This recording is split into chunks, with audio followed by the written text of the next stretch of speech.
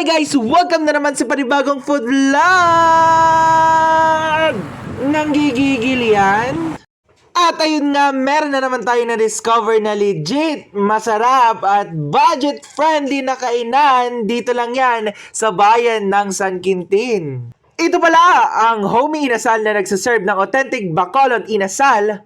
And they are located sa Barangay Mabini, San Quintin, Pangasinan. Sa highway lang yan, tabi ng Panelco. Mapapadaan ka pa nga lang dito sa kalsada na to ay maaamoy mo na talaga ang napakabangong inasal. Kaya naman mapapasugod ka talaga dahil legit na babango to. Dahil sabi nga ni Manuel Olaso, kapag mabango, tikman mo!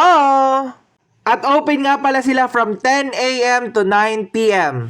At kapag order ka pala, ay doon pa lang nila iihawin ang iyong inasal. Kaya garantisadong freshly ihaw ang iyong inasal. At ito ang kanilang menu, merong pork at chicken inasal. At syempre hindi sila magpapahuli dahil meron din silang offer na unlimited rice. Naku, pulagot tayo dyan. Makikita mo pa lang yung kanilang inasal ay isang bandehado na atang ating makain. Charot!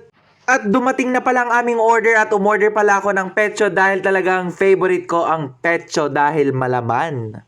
At sisimulan na natin ang ating laban pero ako atang mapapalaban dito sa plastic gloves na to dahil hindi kasya sa akin.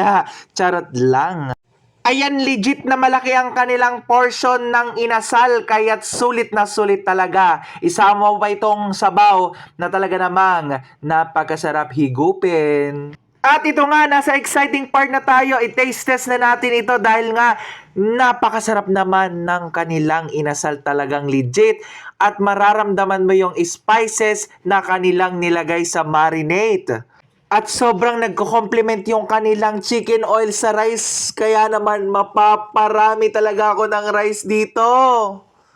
At kinakabahan na nga ako dahil baka iban na ako nila ate dito next time dahil ang dami ko nang nakuhang rice. Pero napakabait naman at generous nila sa pagbibigay ng rice. Kaya talaga namang okay na okay mag-only rice dito. Ano pang inaantay nyo? Sumugod na rin kayo dito. And for more content like this, please support me. Thank you for watching. Goodbye!